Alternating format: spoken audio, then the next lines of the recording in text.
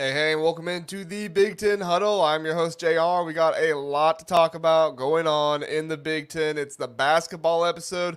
And boy, is it good the basketball episode came because there's a lot of transfer portal news, a lot of things going on. Some teams doing well, some teams doing not so well. We're going to start with the good teams first. But before we do that, I do want to introduce who we have with us today. Kent, Casual Big Ten, with us once again. Kent, how you doing tonight, man? Doing great, man. Thanks for having me again. It's so fun. I look forward every time I wake up on Wednesdays. I get excited that at least I know I'll get to talk basketball with JR and possibly someone else. I'm glad it's Anthony tonight. I've been on with him once before, and we're gonna have a good time again. Oh yeah, for sure. And we got Anthony, the real Shardy, with us. Anthony, how you doing tonight? Good fellas, glad to be back and happy to talk some hoops. I think transfers abound in all sports these days, but I always like shooting hoops. So, it's close place to my heart. So I'm excited to chatter more about it. Do you guys Oh do yeah. you guys like this time of year? I was having this debate with my friends. They said that this is a bad time for sports. Are you guys into the playoff hockey and playoff basketball or no? I don't really get into NBA playoffs. I used to, not really anymore. And then if the Blue Jackets are in the playoffs, I'll watch, but they're never in the playoffs, so I guess I don't really ever watch. Yeah. I appreciate the NBA playoffs a little bit more just because the intensity is there that should have been there all season long, but it also makes me a little bit salty. Like you guys, with load management and just how long the season is, I don't know. They've had this in the tank the whole time and just kind of chose not to do it. The hockey playoffs have been really good this year. A couple really good, crazy finishes to start. Yeah. Yes, I I agree. Overall, it's a sad time to not have college sports actively to follow, and you just have to, conjecture about everything and argue online with everyone. It's the off season. Arguments is what we do. We got Dylan with us. What up, dogs? Hello, Dylan. Glad to have you here. And then loyal listener Philip, Illinois fan, with us. Philip, unfortunately, we don't have a whole lot of Illinois talk tonight. I'm sure we'll reference Illinois at some point, but I feel kind of lost not talking about Illinois for an episode. They got to get But moving in the transfer I, portal. they're gonna get there. Don't worry. Yeah. Brad Underwood, he is a portal man. Hey, He needs some Dylan, kind of like transfer portal nickname. I was gonna say Dylan had a funny tweet this week after Braden Smith tweeted out the eyeball emojis. He did it too, and he said like it's not as cool when he does it, but you know what? I thought it was cool. I thought it was still cool when Dylan did it. Anything Dylan does is cool. I think We appreciate Dylan for I sure. He do. could be talking about his horses when he does his eyeball emojis. Like Braden's talking about the team, and he's like talking about watch out for my horses. Yeah, you never know. I love it. All right, hey, let's get to the stuff right off the bat here. Kent has added a nice little feature for us. He's put together a highlight video of Frankie Fidler. We're gonna have on repeat as we talk about him here. So enjoy the viewing experience of good old Frankie Fidler, who has committed to Michigan State. I know the Michigan State fans were kind of going a little crazy. Are we even going to get any transfers? Is Izzo going to do anything? Here we are, Anthony. You guys had Matty Sissoko into the portal. You have Frankie Fidler coming out of the portal to you. Tell me, how big of a commitment is this for Michigan State? So I think this is, 1 to 10, with 10 being like this is the best commitment ever, one being like doesn't move the needle for me.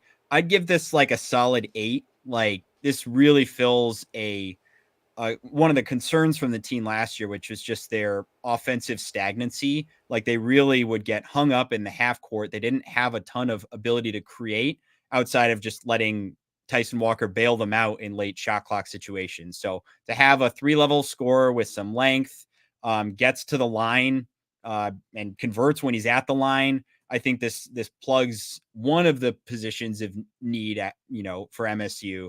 And I don't know, Izzo is sparing with how he uses the portal, but I think when he does, he's selective. But I think when he does it, he's typically pretty good at identifying someone who fills what the roster really needs. Yeah, he definitely goes for the quantity or the quality, not the quantity. He's not like Brad Underwood, who kind of can get near double digits out of the portal. Some years it seems like.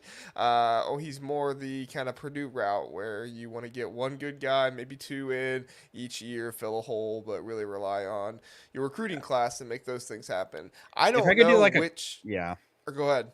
if I could do like a comparison for him, it's like Joey Hauser. If Joey Hauser could ball handle, would be like, pretty offensively polished, good shooter, but he's got a little bit more creativity to his game, which I appreciate. Yeah, and that's something that Michigan State is going to need this year, definitely with Tyson Walker going away. You have Jeremy Fears there, which is going to be huge coming in, playing the point guard. AJ Hogard is gone, correct? It's not official, but Izzo basically said like if he comes back to play collegiate hoops one more year for a grad year or whatever, it's not going to be here. So it's all but decided at this point. Gotcha. So, good assumption that Jeremy Fears will probably be taking over the point guard position there. So, interesting stuff going on. Kent, as you look at it, Frankie Fidler, I know you watched so much of him this year, and you obviously did your scouting in this portion here, but how big of a commitment is this for the Spartans?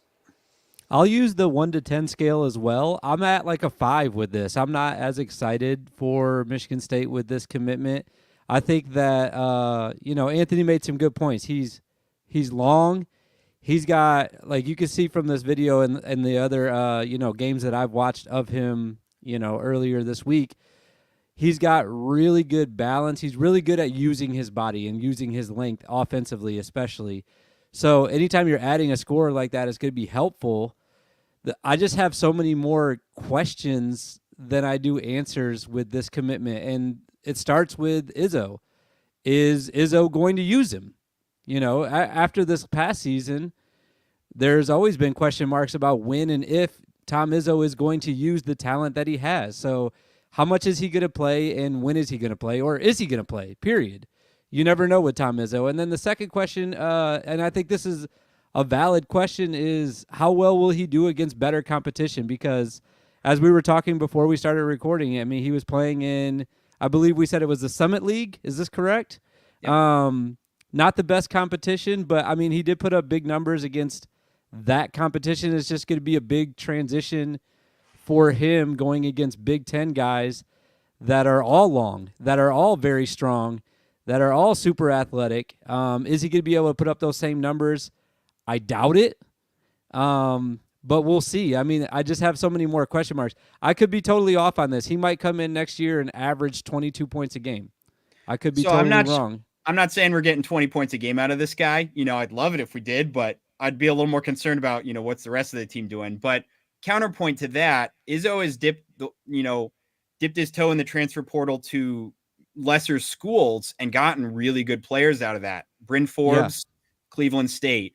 Tyson Walker was from Northeastern. So these guys weren't playing against, top tier teams when they were playing, but they, So it's a fair question to say, like Big Ten is obviously going to ratchet up the level of play, the level of athleticism. And the defensive concerns are going to be legitimate, right? MSU, their defense was one of their strengths last year. And, are they going to have to mask some things with Fidler in how they use him? Yeah, and I think the other thing is, too, like, for me at least, I know we're talking about Frankie specifically right now, but I feel like the big question hasn't been answered yet. And I know there's still time left in the portal, but there's still no center, right? The answer is no. He's not getting one.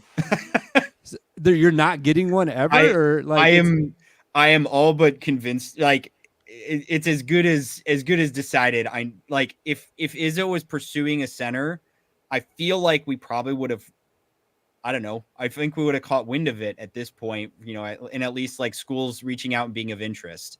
The one maybe caveat to that is that the portal closes you have until May the 1st to enter your name. So Izzo could be seeing, of his current centers, who is going to lock in. And at that point, he may step back and evaluate where he goes from there. So maybe in a week we can revisit this and say, have any of the current centers decided to depart? And, obviously we lost Sissoko already, but, are there other departures coming? And at that point, is Izzo gonna look? But I've mentally prepared myself for the sad reality that Izzo may not get a center, and we may have to run it back with Kohler and Cooper again. And Kohler wasn't healthy. Kohler wasn't healthy for all of last year, but in the times where he was getting closer to 100%, didn't always look great. So I agree with you. That is still a concern, but if we're talking specifically about Fidler, I think it's a nice pickup. So are we just ruling out Xavier Booker at the 5 then?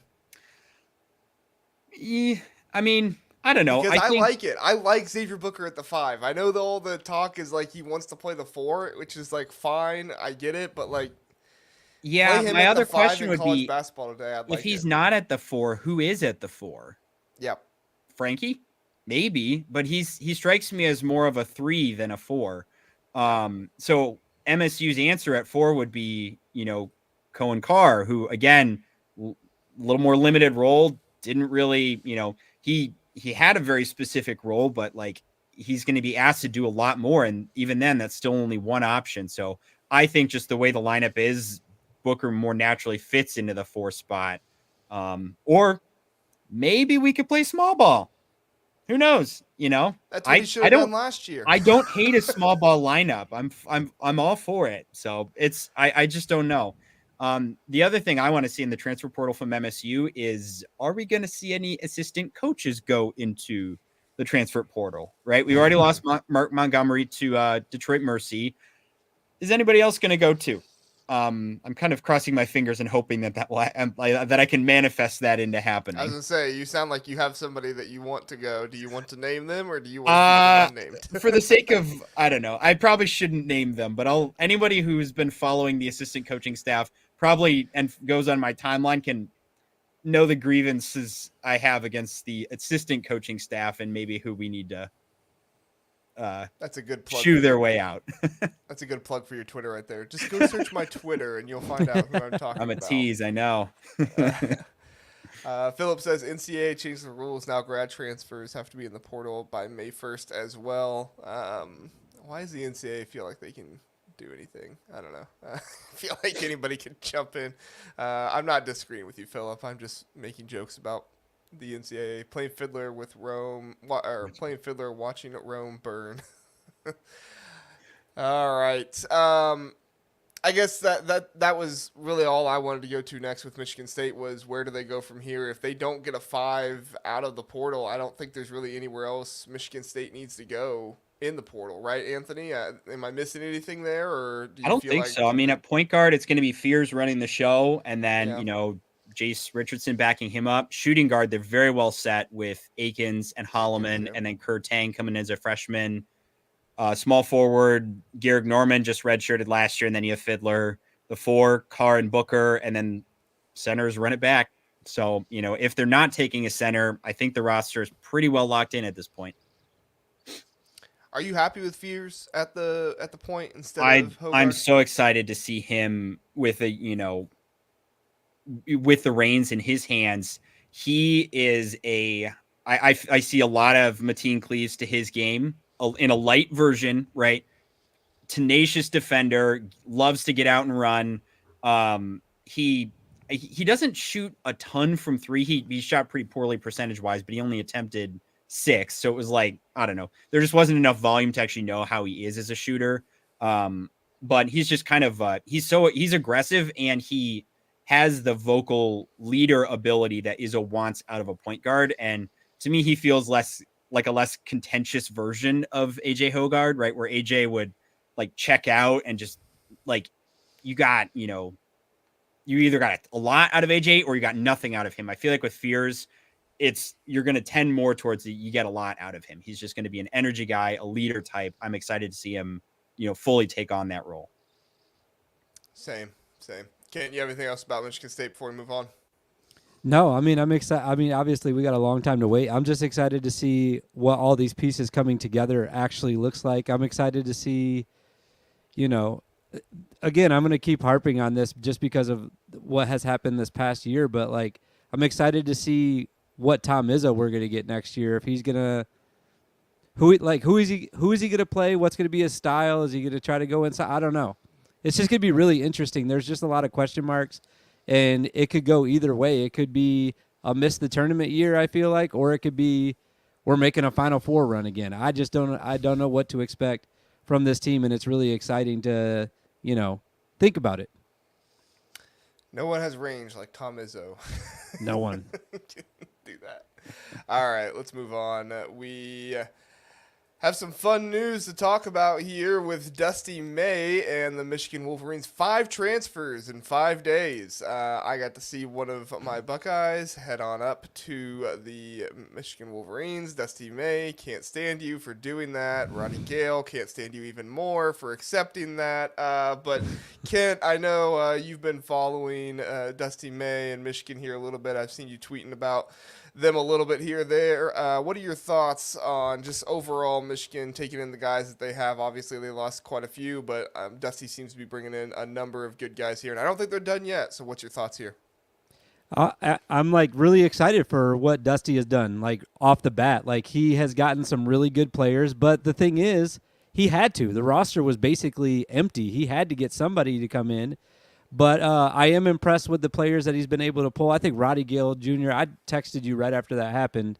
I was shocked, first of all, but I think he's a great get for Michigan. Yeah. He's going to be a really big player for them next year. And, with Michigan, everything has to get better. You can't get worse than last place. This is the worst year they've had in a long time.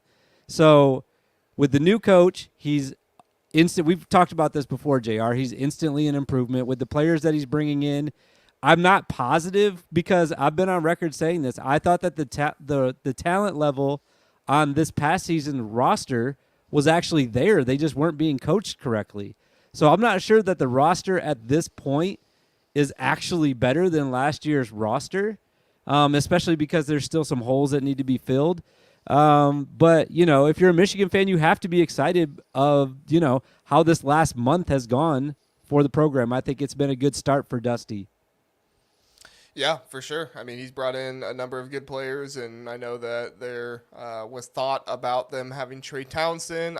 It seemed like to me that once Danny Wolf got there, it seemed like maybe they weren't as interested. I don't really get that because I feel like Trey Townsend can play alongside Danny Wolf and play pretty well, but obviously I'm not Dusty May. He knows way more about basketball than I do, so that's just kind of the sense I got from it overall. But Anthony, let's play a game here, okay? Has Dusty May so far assembled only 5 players, but so far through his assembling, has Dusty May assembled either A, a Big Ten contender, B, just an NCAA tournament team? It's a solid team. They'll be in the NCAA tournament. Not going to really expect them to win the Big Ten, but they're there. Or C, an NCAA bubble team. What would you say Dusty May has assembled so far? It's a great question. It's hard to know with, there's just so many question marks. Brand new coach, bringing in a lot of different players. I think given his, ability to coach and develop a roster, I'd say this is squarely at B. You're looking at a tournament team, something in the maybe 6 to 8 seed range. I wouldn't say that year one they're going to be contending for a Big Ten. One, because it's hard to win. It's hard to win a conference. It's hard to contend. But on top of that, the Big Ten is also adding 4 more teams this year, 4 of all 4 on the West Coast, and I would say 2 of them are probably a leg up from Michigan in terms of where they're at right now. Maybe USC's on par. UCLA is definitely above. They're projected to be very good next year. Washington, not so much. Oregon beat Michigan last year, so not sure. But you're adding that much more to have to contend with in the Big Ten. So it is going to make it challenging in year one to immediately contend. But I think there's a lot of John Beilein in Dusty May, and just how he coaches. I think he is a character hire for Michigan, right? They needed a culture reset in that locker room. They needed someone who could coach these players well, who isn't going to be riddled with drama, who isn't going to be a distraction. And I don't think Dusty May is that, right? He's pretty unassuming, which honestly, I think that takes Michigan back to their kind of 2010s roots of what made them into the, modern prominent brand that they were, that they were. If I could do like a football comparison, MSU bringing on Jonathan Smith feels very similar to Michigan bringing on Dusty May, right? Culture was a mess. Roster was really had a ton of work like that. It feels similar in terms of the rebuild. There's a lot to be optimistic about, but tamper expectations for year one. Yeah, I mean, Dusty May obviously has the ability to take this team to new heights. Like Kent said, it's only up from here. There's not much lower you can get than being last place. Speaking of somebody who has seen Ohio State be in last place before, there's not really anywhere you can go but there. Well, I guess no, last year they were second last place. Yeah, they weren't last place last year. But still, pretty much only up from there. So at the end of the day, that's what you want to see. Kent, you're looking at this team. Obviously, there is some next level this team can take. Dusty May hasn't, assembled any type of national contender so far. He has very good pieces, but I think, not necessarily something where you're going to say this team's going to a Final Four. What do you think that Dusty May has to do in order to get this team to the next step, where maybe they're Big Ten contenders or they're likely to go to a Sweet 16, Elite 8, something like that? That's an even better question, because I was ready to answer the same question you just asked Anthony. Well, what does he have to do? I think that he has to be patient. That's what I'm going to say. I think he has to take this first year and use it as a year where his expectations are way lower than the fan base and way lower than the casual fan, I will even say. I think he has to make the tournament this year, build off that, whether it's through, which he also just got a big commitment from a high school kid too. I forget what his name was. Wasn't it a former player's son or something? Pippen. Yeah, Justin Pippen, yeah. Pippen, yeah. So he's got to continue to do that next year. I don't think that, it's something that he can jump right in with 2 feet and say, we're going to go win the Big Ten next year. Like Anthony was saying, I don't think that's going to happen. But if he takes it slow, makes the tournament next year, builds off that, maybe keeps some of the talent that he has around, and then, just does what he does coaching-wise. Like I said, he's at least competent. I've seen criticism about his coaching, and I've seen people praising his coaching. Whichever side of the fence you're on about his coaching ability, everyone can agree he's better than Juwan Howard. So if he can keep the talent, do what he does coaching-wise, and then just take baby steps these next couple of years, I think that by year 2 or year 3, he will be in that conversation for contending for a Big Ten, and then be ready to make a Final Four run. Yeah, no, I agree. I think that's a great point there. I do want to bring up some comments here. Philip says, Michigan admissions strikes again, likely no John L. Davis. I've heard stuff all over the place with that. That was my thought as well. But I also watch Sleepers from time to time, and I watched what's his name? Waddell. Can't think of his first name. Greg. But I watched Waddell go crazy about how it wasn't admissions, so I don't know if he was just really, really defending them on that. He's or in if denial. It was. Who knows? But I will say there was a guy out there saying that it was admissions, and he's on Twitter. His name is Xavier Ricks, and he's out there lying about Ohio State right now. So he's lost all credibility, at least in my mind, because he was saying the stuff about admissions with Michigan, and now he's lying about Ohio State NIL right now. So he's probably one of those fake Twitter profiles that just lies about stuff. So I'm not saying it's not admissions, but I am saying I don't believe it from Xavier Ricks. But Anthony, do you believe that it's admissions? No. I mean, there's so many reasons for a player to not transfer somewhere in the transfer portal era. It feels like there's almost like there are rules, but there are no rules, right? Like would it surprise me if it were admissions? No, because of Michigan's history, name a bigger rivalry than Michigan being able to pick up a player in admissions, right? So I don't know. Yeah. What do you think, Kent? You think John L. Davis didn't come because of admissions?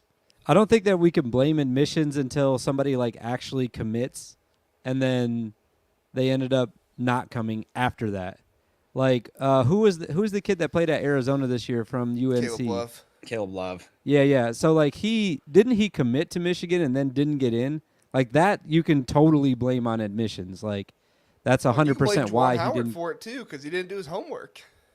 Well, yeah. Like I guess you could also blame the player for not having good enough grades to get in before committing to somewhere like Michigan. But yeah, unless you see someone like Davis actually say, I want to come to Michigan, and then he ends up not coming there, it's hard to blame it on admissions at this point. He's probably talking to, I don't know, upwards of 10 different schools right now that want him to come play. So, yeah, I wouldn't blame it on it yet until he says that he wants to come. Makes sense. And Landon Tucker, our Mississippi State podcaster for the College Huddle, says, glad to learn more about the Big 10 fellas. Yes, thank you, Landon. We appreciate you being here. And then, Philip, does Michigan basketball have anything other than casual fans? Yes, they do, Philip. It's just difficult to get all those fans when you're in last place. So, I think they do. What do you guys think? Yeah, they definitely do. Yeah. And I think the non-casual fans, you have to give them a break because they had a miserable season, right? Like do a wellness check on them. Like this is, my favorite was one of my favorite bits was Wolverine Corner consistently tweeting, this is the low point of the Juwan Howard era, but then a new low would be reached. And so and then eventually he said like, I'm not going to tweet again until Michigan fires Juwan Howard. And he went radio silent for the 2 weeks posts, and then when they finally fired him, he came back online. So I don't know. I think there are like real, dedicated Michigan basketball fans. They do exist, but they've had a tough time. I can guarantee too that most really passionate Michigan fans will take last place next year, the year after that, as long as they win a football national championship every year, like they did this year. They do not care. Nobody cared about basketball this year. They're still talking about football. So, and they would do it again next year. They would take it in a heartbeat. They would take that deal I think any fan base would. And it would go either way. If you won a basketball one, I think that, I had this conversation with my buddies at the Big Ten tournament. Like, if you won a national championship, how many years would you accept being last place in the Big Ten in either sport after that? Whether it's the same sport or the, opposite, football or basketball, And I would go up to 10 years probably for most fans. At least 5. That's like the question Ohio State fans ask each other all the time. Would you be willing to lose to Michigan for X number of years in a row if you won one national championship? And, all the really hardcore Ohio State fans, no, it's never okay to lose to Michigan. You can never let that happen. It's like, okay, but it's also a national championship. So right. Let's think about this for a second. Oh, man. All right. Hey, we're going to do a commercial really fast. Me and Anthony both have our home field apparel on here, so we're going to watch a home field and a CBB Analytics commercial, and then we'll be right back. Looking to rep your alma mater or your favorite team in style? Look no further than Home Field. Home Field, based in Indianapolis, is your go-to destination for premium collegiate apparel. With a passion for comfort and a flair for vintage design, Home Field brings you officially licensed gear that is cozy as it is stylish. With over 150 colleges to choose from, Home Field digs deep into the archives, uncovering forgotten logos, iconic mascots, and legendary moments to create apparel that is truly one of a kind. Head on over to homefieldapparel.com. Use my code TBTH for 15% off for new customers, or use my link in the description. If you're a serious college basketball fan, you need CBB Analytics. CBB Analytics isn't just another stats site. It's the ultimate destination for in-depth basketball analysis. Used by fans and coaches alike, CBB Analytics delivers stats that you won't find anywhere else. It has comprehensive stats for men's and women's basketball across Division 1 through 3, dating all the way back to 2018. From shooting percentages to game recaps, CBB Analytics has it all. Head on over to cbbanalytics.com. With their user-friendly interface and extensive selection, you'll have all the stats you need right at your fingertips. Don't miss out. Try CBB Analytics for free or pay for a pro tier for your basketball knowledge to grow to the next level. CBB Analytics, where every stat tells a story and every game is a masterpiece. Guys, everything is on fire up in Madison right now. They have lost 7 players to the transfer portal. They have not added a player. And Wisconsin fans want to fire Greg Gard more than anything else. It's not looking good up for the Badgers right now, losing AJ Storr, Chucky Hepburn, just a myriad of players. Connor Segan decided it was better to go to Lincoln, Nebraska than Madison, Wisconsin. He's going to go take on the Kasai Tominaga role, I guess. I don't really know what the thought process was there, but I mean, Evan Flood wrote a really good piece on 24/7. I think I shared it with you guys, and it was all just about NIL and Greg Gard's thoughts and NIL and everything that's going on there. Anthony, we'll go to you first, man. Is Wisconsin seeing an issue with NIL? In your opinion, is Wisconsin seeing an issue with NIL because of the fans' discontent with Greg Gard?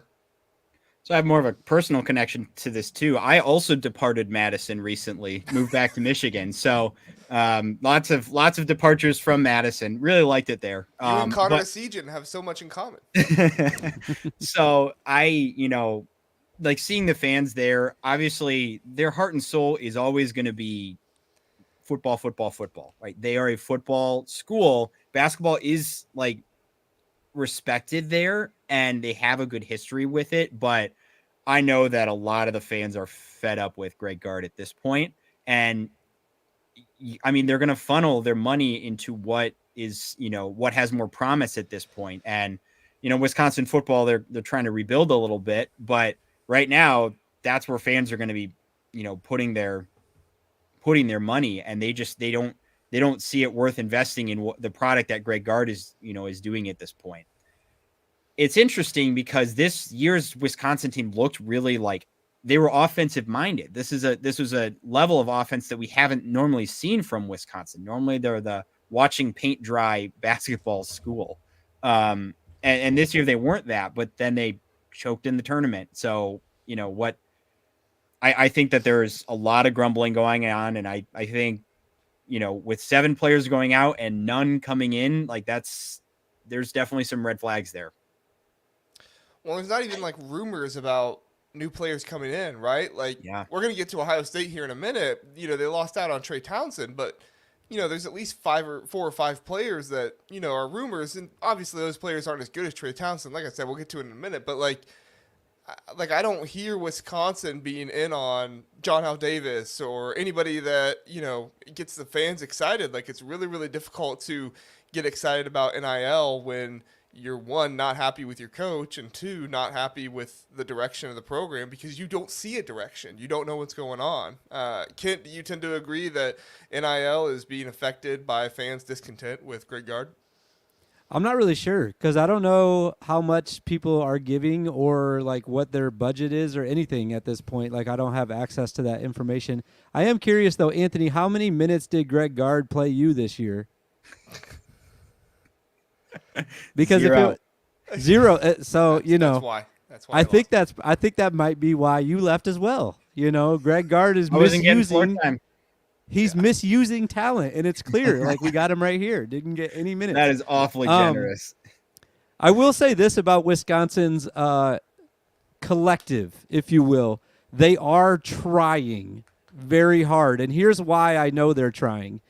The night that Connor Segan decided to enter the transfer portal, in fact, I think it was the day he committed, I went to it's called the Varsity Collective, and I went to their website, and on the banner of their website was a large picture of some prominent Badgers, and it was the focal point of it was Connor. And they have since changed that. It's now John Blackwell. So they've taken that step. They got Connor off the collective website. And the bigger news is, and this is more important for me especially because I love beer, they just released that they are going to do a varsity golden ale with 20% of the proceeds going to the NIL collective. Very similar to what Iowa did with the Swarm Golden Ale. Don't know why they're all golden ales when it comes to these NIL beers, but I had an idea, JR. I don't know if you drink beer or not, but I would like to get my hands on both of these beers and on the show do a live taste test, and whichever one tastes better, I will donate X amount of dollars to. I don't want to say anything crazy, but like, $50 or something like that. Whichever beer tastes better, that school will get that money. Is that a good idea? Let's do it. I think that would be great for the show. I'm more of a ale guy myself, but I'll drink. Oh, these are both ale. They're gold. Is it golden ale? Do you like golden ales? Oh yeah, sure, yeah. They're course, both yeah. golden ales, both of them. I've drank so many golden ales. Yeah. Yeah.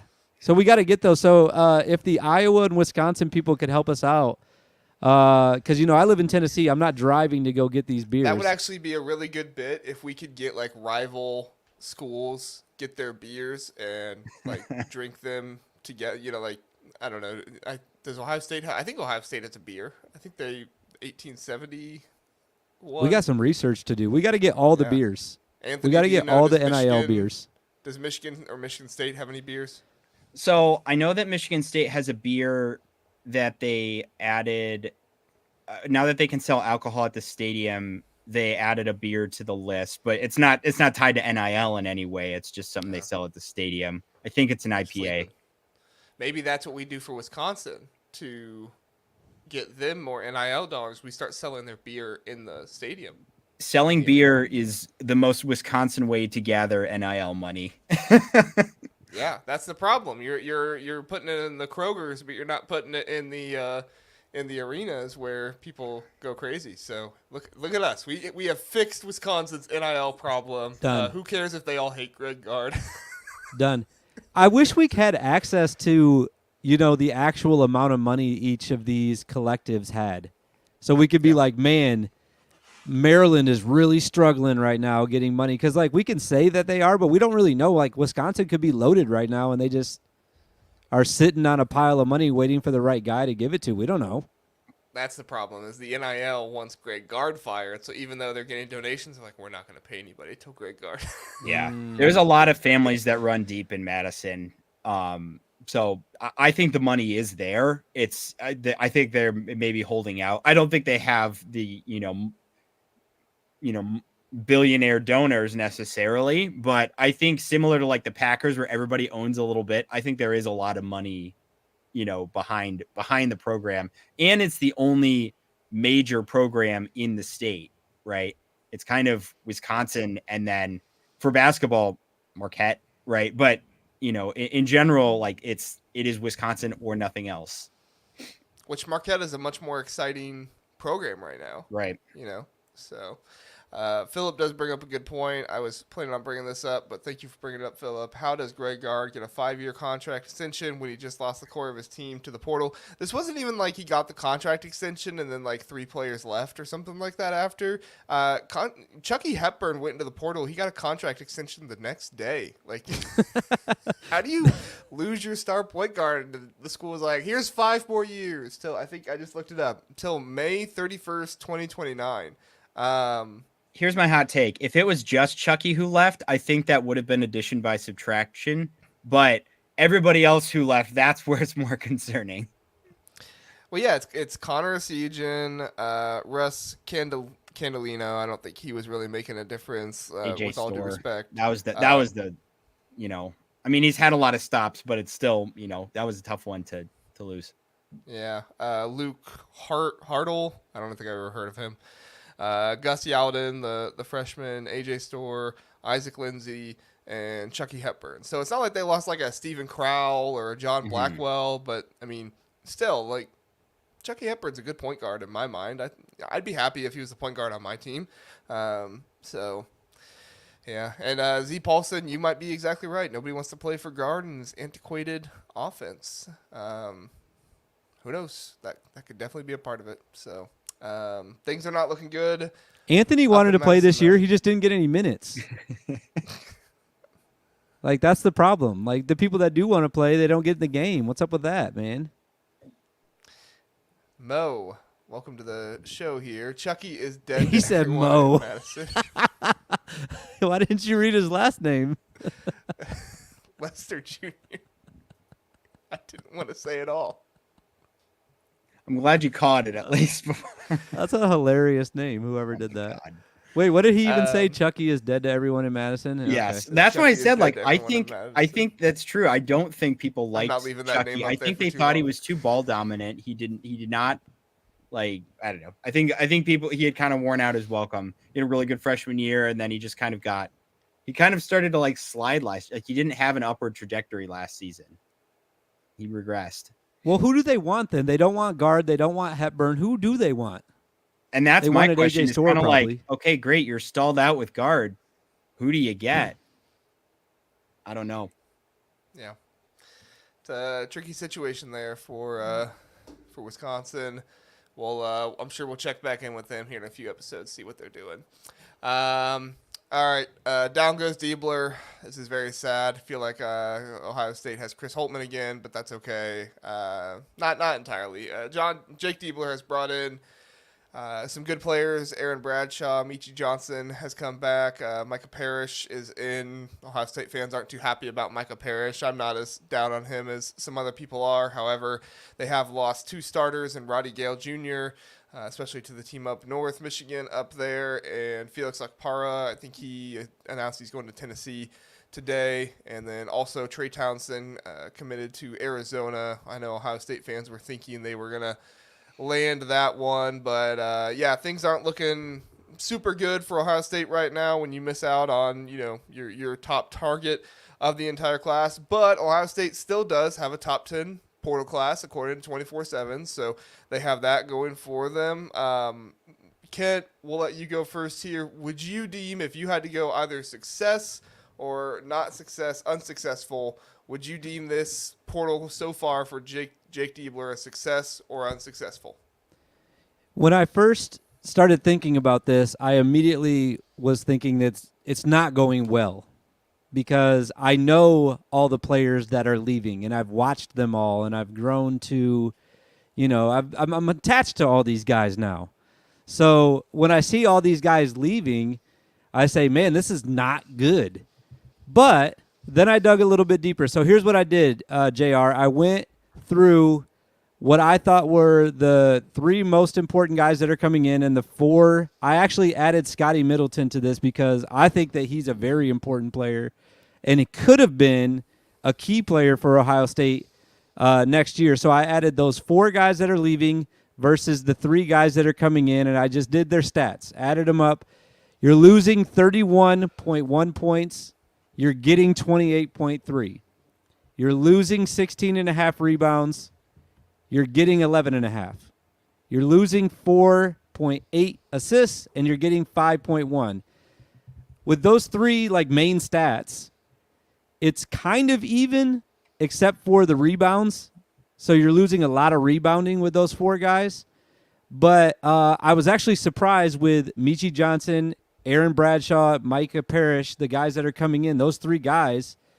You're still getting pretty much the same production if you take what they did last year and they're able to duplicate that next year. You're basically getting the same scoring production from those guys. So the more I thought about it, I said, you know what, maybe they're not in such a bad spot after all, and it's probably not over. They're probably still going to get some guys. So I don't know how many roster spots are left. I didn't do that much digging. You probably know better, JR. They're probably going to get another guy or 2, right? Yeah, I think What's there's that? 2 spots left right now. 2 spots left. Okay, so, when all is said and done, they might be in a better spot than they were this past season, which is really exciting for Jake Diebler starting out his first real year coaching, and he got a little bit of a head start, last year coming in midway through. I think that it could be a much improved Ohio State team, even with all those guys leaving, which is kind of crazy to say.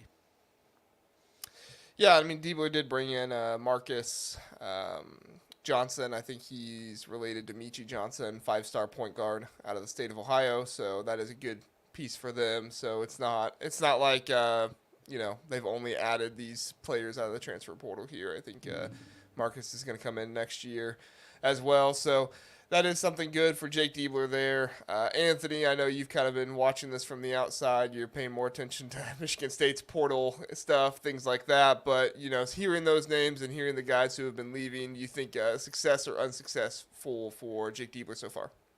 I think on, very unsuccessful, slightly unsuccessful, neutral, whatever. I think you're slightly unsuccessful. I think you had a lot of names leave, a lot of big contributors. I think losing Akpara is going to hurt defensively, but they replaced him with a 7-footer from Kentucky. So, I think he picked up the pieces pretty well considering who left.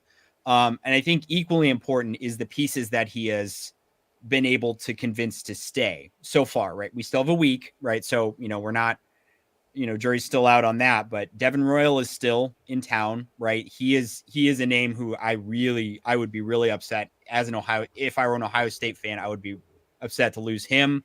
And I believe that Thornton said he's coming back, right? Yeah, but so did Felix. So, well, but like Thornton isn't, he's not entering the draft or anything. So no, I don't know. So I think if you can keep those two and build a core around them, you have some continuity from last year. And then who's the other guy? Mahaffey. I never know how to say his last name. Mahaffey. Like having those guys having that continuity will help, right? And Diebler he got hot towards the end of last season, right? Ohio State was on the uptick, and I think he has convinced people that he can, win others over. And I think if he can pick up even some of the pieces from last year's roster and build on that, it could turn into a slight win. But right now it's, there's a lot that he has yet to prove. And there's still a lot of names out there. The good thing about the portal is, the bad thing about the portal is everyone's entering it. But the good thing is everyone's entering it, right? There are a lot of choices and even if you don't get your first choice, right, there's other options that you can pivot to that can solve your roster issues. Yeah, I mean, when Jake Diebler was hired, this was one of the things that I kind of said I was concerned about. I felt like he showed that he could coach in the games and put together a good game plan to beat teams. And his players were responding well to him. So, I felt good about that. But it was the NIL stuff, and it was the, in the transfer portal and putting a team together, putting the roster together, because that was something that Chris Holtmann really struggled with, was actually putting a roster together. And who was Jake Diebler learning under was Chris Holtmann. So at the end of the day, this is something that does concern me a little bit. Do I love the way the roster is constructed right now? No, but do I think that the roster, would I feel better about the roster if we had Trey Townsend? Yes, I feel like that would be a much better situation. So it's kind of crazy how losing out on one target can really affect you so much. But guys, I sent you 5 names. I'm only going to give you 4 because I found out earlier that one of those names, Andrew Carr, is not being pursued by Ohio State anymore. But there are 4 names for forwards, wing players that Ohio State's currently pursuing, and I want to get you guys' thoughts on who they should go after with the loss of Trey Townsend. So we have Sean Stewart from Duke, highly rated recruit, hasn't done so well to keep that recruiting ranking in college so far, but still obviously someone with a lot of skill. Kason Pryor from USF, large, tall, kind of lanky guy, but does have a perimeter game as well. I think he's 6'10", can play the forward, so that's good. Chris Parker, Alabama, and then Tucker Anderson from Central Arkansas. Dude is a bucket, but he is kind of like the Frankie Fidler type coming in from a smaller school. He only had a freshman year, though, so a little bit less experience. You would hope he would be a contributor right away, but you're just not exactly sure with him only playing 1 year of college basketball so far. So, Kent, out of those 4 names that I gave you, do you think any one of them in particular would be a exceptional add for Ohio State at this point in time? I didn't see that part when you sent it to me, so I didn't research these guys. But off the rip, I'm going to say it's got to be Kason Pryor because, there's a history at Ohio State with guys last name Pryor having success. So just if I had to choose one of those guys, it's him, and that's why. Just clicked on his picture too. He's also got, I don't know what you call it, but like when you kind of like shave part of your eyebrows out, and that's terrifying looking. So I want that guy at Ohio State next year. 6'8". Yeah, let's get Kason in here. He spells it funny too. Am I even saying his name right? It could be Kayshawn. Is it Kayshawn or Kayson? I think it's Kayshawn. Kayshawn. I think Kayshawn. I said Kayson. I didn't see the A. Like I don't take pronunciation advice from me on guys' names. I won't. I'm I terrible won't. at that. I'm gonna say it's Kayshawn though. Kayshawn Pryor, come on down. You're the next contestant on Jake Diebler's basketball team. Yeah, just don't get a tattoo, Kayshawn. No tattoos though. No. Not like the other Pryor. Anthony, who sticks out to you here to be added to Ohio State? So I think adding I'll start with Chris Parker from Alabama. I think Alabama players kind of have a type. They're all super like rangy, and they have like kind of an NBA style where they can like score super easily, not super interested in defense. That's kind of who Nate Oates has built his programs around, and they can score in bunches, but they can't defend. So less interested in something like that. So just to be different from Kent, I'll say Tucker Anderson from Central Arkansas. Again, rangy, stretch four, oversized small forward type, 37% from three from a smaller school. If he's the guy at a smaller school, MSU's had success with guys like that. So I don't know. Tucker Anderson's the guy just on a quick scan of the list that seems like would be interesting to add to the roster. Yeah, that too. I was going to say too was Tucker Anderson. I like the fact that he could be a stretch four for Ohio State, and you look at Devin Royal playing the 3 spot for him. He does not have the perimeter game that you want out of a 3, but you could have a perimeter game out of your 4. Bringing Tucker Anderson in there, presuming he starts. But I don't think you'd want to start Evan Mahaffey and Devin Royal together. That just sounds like too bunched together. Aaron Bradshaw does have a bit more of a perimeter game, so who knows? Maybe that would work, but I would think you'd want your 7-footer close to the basket more than your 6'6" guys. So that would be my thought there. But all right, we'll hope the basketball Buckeyes can get it figured out. Kent, I know we're not excited to talk about this one. Elijah Hawkins is leaving Minnesota. They do add the Oregon transfer, Brennan Rigsby. He was a solid contributor for Oregon this year. I think Ken Palm had him like 12 to 16% or something like that contribution. So not a starter per se. He did start 13 games, but not a starter per se. But he was a contributor for the team. Kent, let's start with Elijah Hawkins first, and then we'll get into some Brennan Rigsby, because I know you're probably hurting like me. Elijah Hawkins gone. How does that make you feel? I'm still mad. I'm actually mad at Elijah Hawkins, and I don't know if I'm like really just mad at him personally or just about the situation. But like, I tweeted, I've been lied to, and I don't like being lied to by anybody. And when Elijah Hawkins tells me he's coming back, and when Ben Johnson quote tweets it and says, boom, or whatever he put when he's coming back, and gets me all excited about one of my favorite players returning to a school that I'm getting super excited about, and I come on this podcast, and I tell everyone Minnesota's going to make the tournament next year and make a run, and then the next day, Elijah Hawkins says, I'm just kidding. I'm actually entering the transfer portal. Yeah, I'm a little upset, Elijah. If you could not do that, that would be really helpful. And, I'm still holding out hope a little bit. For some reason, because he's already switched his mind once, what's it hurt to do it one more time? Just say, you know what, I was just kidding about the transfer portal thing. I'm actually staying at Minnesota. That'd be great. But, yeah, I'm upset. I'm upset because I was so excited about Minnesota, and he was a big reason for my excitement level. And, I'm just upset about it. I mean, Elijah Hawkins is going to go somewhere pretty good. Came into the transfer portal last year, had really no rating at all. Ben Johnson found him, brought him in, and now he's back in the transfer portal. He's a 4-star. I don't know his exact rank off the top of my head, but I know he's a 4-star on there. So when you go from no ranking or rating at all to 4 stars, that's pretty good there. Anthony, I know you haven't been in the love for Minnesota like we have this season. I don't know. Maybe you have. You still weren't on here gushing about them with us. But your thoughts on Elijah Hawkins leaving and then Brennan Rigsby coming in. What are your thoughts there?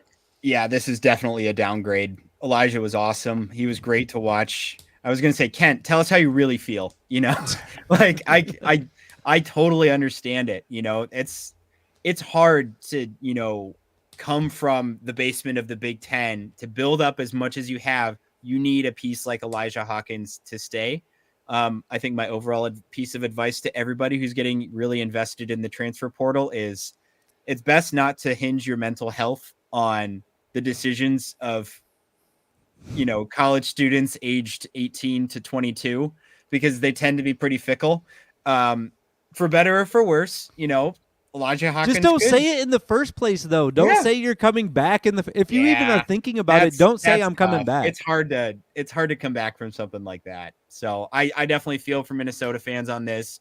They are going to have to pick up the pieces a little bit. I think the Oregon guy will be serviceable. At least he has 2 years of playing experience.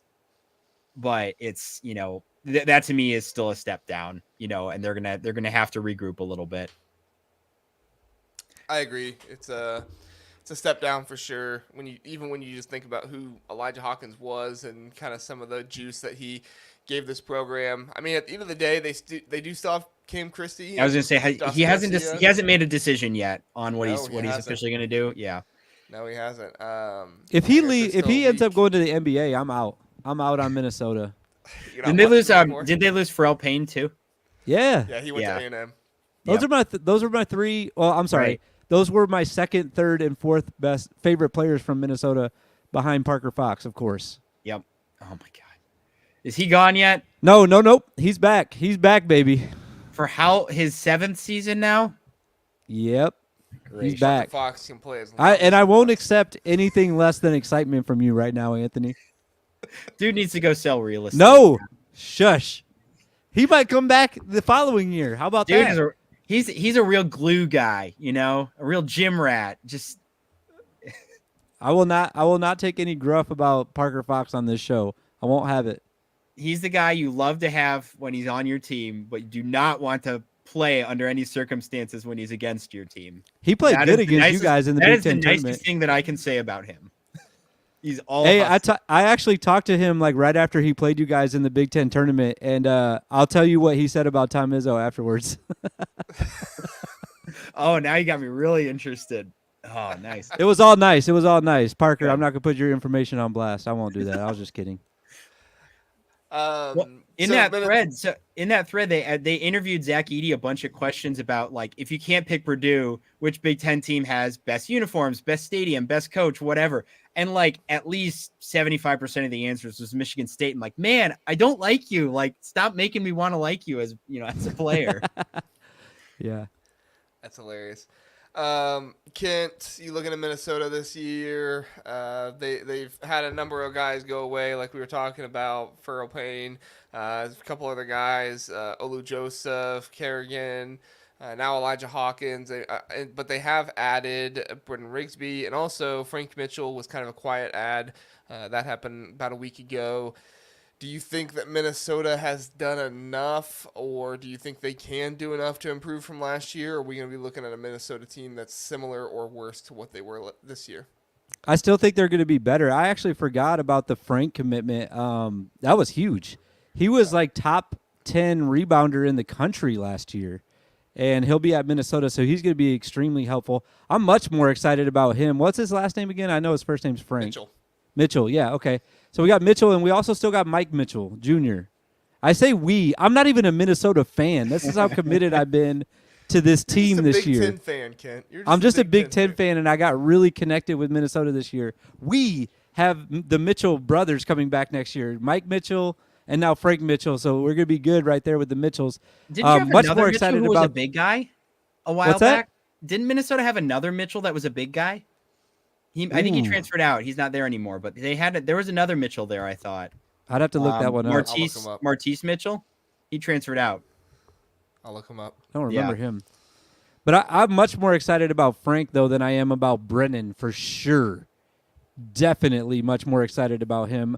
I still think that they can take a step forward. I think that Ben Johnson's getting comfortable in his own coaching skin, if you will, because – the first year he was there, it just seemed like he didn't really know what was going on, and the Big Ten kind of smacked him right in the face. But last year I felt like he's really starting to step in to his role as a leader at Minnesota. So I'm excited to see what he did. I will say one bad thing about Ben Johnson, though.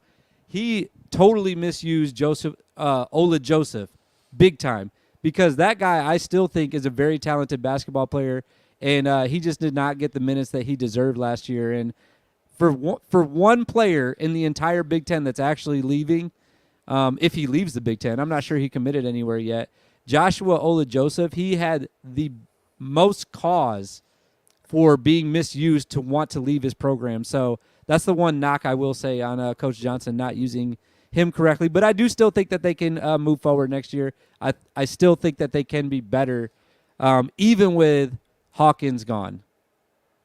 I think he went to Cal.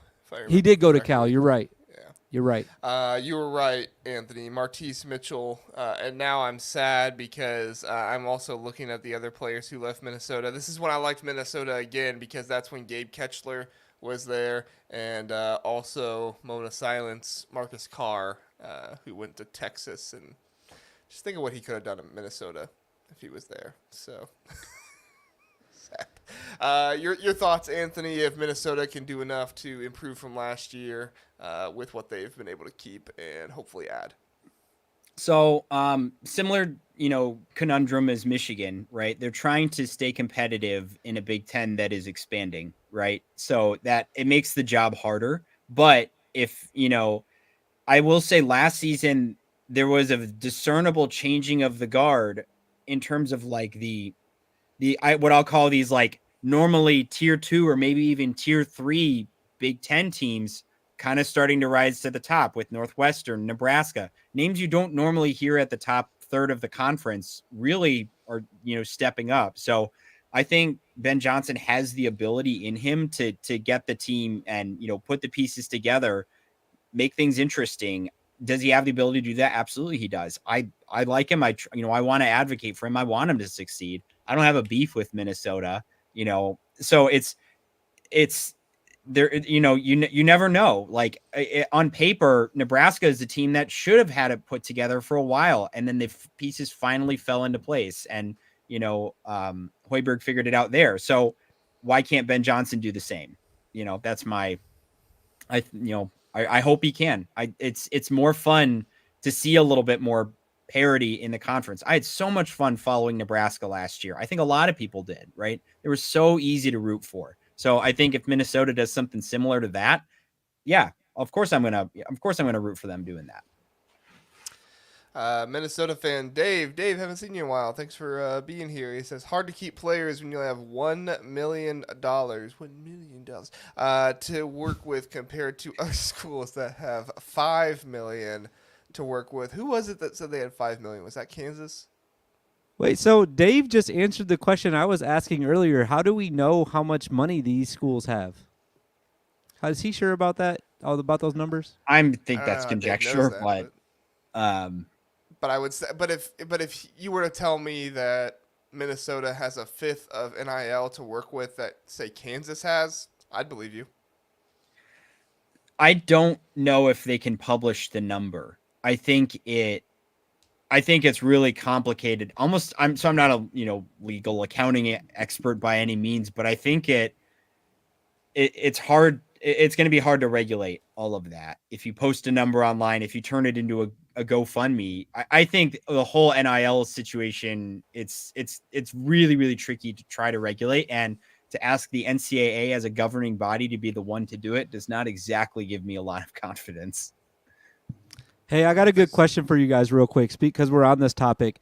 Let's assume that, the three of us won the lottery together, and what we're going to spend our money, it's $1 billion that we have. So we're going to buy players. Together or each? No, we can do it separately if you want to. But the question I have for you, though, is you have to build a team in the Big Ten, but it can't be your team. You can't build at Ohio State or Michigan State. So you have to build a team that's going to go win, but it can't be your school, though. Rutgers. Nice. I like it. Because I would do Minnesota. I would do Minnesota, by the way, because I think that I think the barn, when it's rocking, is an awesome place, and I think that the fans would get really excited about a winner. What about you, Anthony? I'd say Nebraska. Honestly, Yeah, like that's a good Pinnacle one. Bank Arena is like, it was sneaky good for a long time as a home arena. They went 17-1 at PBA last year, and their only loss was to another team from Nebraska. Creighton. So I don't know. I think it's a great Nebraska fans. I've had nothing but good interactions with them. I think it'd be hard to go to a place like IU, Illinois. I think the fans can just be a lot more riled up, have higher expectations. It's hard to walk into. And honestly, from the out, if I weren't a Michigan State fan, I'm not sure I would necessarily put them as my top choice, because the fans can get pretty restless pretty quickly because of expectations, right? So go to a place, give me a Nebraska that where expectations are, I don't know, there are none, right? So when you do well, it's, you're playing with house money. Do Good you point. think Nebraska fans will be expecting another tournament appearance next year? Why not? They should. I don't think they will. I think it's really hard to to sustain what Hoiberg's doing, but one can dream, right? I think they should expect it. I mean, they bringing back some good talent. Tominaga's not coming back, but you went out and you got you went out and you got Asijan? what's his I name? don't think they're going to Yeah. make the tournament next year, by the way. You don't think Nebraska's gonna make the tournament? No. There we go. Dave Unless says they get Cliff. It was $5 million at Arkansas. There we go. Thank you, Dave. Sorry, go ahead, Kent. I just don't think they're going to make the tournament. I think they lost too much. They lost Wilcher. They lost Casey. Yeah, I don't know. I just don't think they're going to have enough coming in. They have Rink Mass coming back. Do they have Juwan Gary again? Do they have Bryce Williams again? I don't know. Juwan Gary. Yeah. Guys, we didn't even think about it. C.J. Wilcher, Farrell Payne, Texas A&M together. Wait, I didn't know he committed. Yeah. Payne. Amen. I knew Wilcher Payne. did. I didn't know about Payne. Payne and Wilcher are going to Texas A&M together. Might be. They must might be have some favorite money. SEC school. So Torvik, just for what it's worth, Torvik has Nebraska pegged as the number 21 ranked team by metrics going into next season. That okay. Maybe I'm off on this. Maybe I'm I was off. gonna say, I think they return more than you think with Rink Mass, Bryce Williams, and Juwan Gary all back. I think it's funny to go and look at it. I think it's verbal commits that like stacks up the rosters and like grays out people who've transferred out. If you go to Nebraska, their juniors and seniors, the boxes are completely full of players because they've had so many transfer in and so many transfer out. That's how Hoiberg's lived since he's been there. I just don't think they've gotten better, and they were borderline. I mean, I know they made it. They made the tournament this year. I get that. They could not win on the road at all. They won all their games at home, like you were saying. And I just don't see them duplicating what they did at home next year. And I don't know, man. I could be, like I said, I'm probably the one that's off on this. JR, what am I crazy, dude? Like, you think they're gonna make the tournament next year? I think you expect it. We listed like 9 teams last week from the Big Ten, and they were not in the conversation, were they? With Joe Lenardi. Yeah, with the Lenardi stuff that came out. When we were talking about they that, were I in don't it. remember talking about Nebraska. I thought they were in it. Or maybe I'm wrong. I don't remember back and anymore. look. Who could remember? That was a whole week ago. Yeah. Nebraska did add. I forgot about this, and I guess that we probably could have talked about it. They did add Gavin Griffiths and Connor Asijan. Do we like that Nebraska added both of them? I feel like that's too similar. I don't know. Yeah, I think they're very similar. I'm indifferent about Griffins. Like, I like him just because of the rec specs and everything, but Lunardi had them as a 7, by the way. Okay, In so the yeah, first- they were in there. In the first iteration. Yeah, Which and is we up. talked about how dumb his rankings were last week. Oh, though. yeah. I think, No, I know. I don't know, man. I don't know. I'm trying to see my edits from last week's notes. I can't find it though. All right, that's all I got. You got anything else, Kent, before you get out of here? Nope. Thanks for having me on, man. Come go check out my Twitter. As always, that's the only place I do work besides doing this podcast is on Twitter. So at Casual Big Ten on X. Very good. Anthony, where can people find you? At The Real Shardy. Look for the poop emoji. You'll find me there. Otherwise, I'm doing writing on the side at Spartan Shadows, Spartan_Shadows on Twitter, SpartanShadows.com if you want to go to our website. Did you write anything about Fidler? No, our website did. I personally did not. Okay. I'm working on a full roster breakdown. Hopefully, I'm holding out a little bit to see if we do end up adding anyone, but I have a piece prepared for if and most likely when we don't. That's the one thing that I'm jealous about with like writers is like you can write something and then just keep it there and then put 2 words in when you figure out news and then post it. Like I've thought about, can I do that with videos before? But there's no way of doing that. Like you can't like make a video for for like Connor a Siege and go in somewhere because I'm just picturing you recording this entire video and then like a computerized voice saying boo booey and then the rest of the video going. I feel like by next year you'll be able to do it with AI. Like there'll be like a program. Yep. You could just like submit your whole YouTube page and be like, this is me and this is what I want to do an episode about, and they'll like listen to all your voice and your mannerisms and everything. Man. And they'll just make you a video of you talking about whatever you wanted to talk about, JR. I think that's coming. I love it. Bring it on. Let the internet take over the world. AI gonna destroy us all. All right. Hey, thank you everybody for watching. We appreciate it. Thank you, Kent. Thank you, Anthony, for being here. Have a good night, everybody.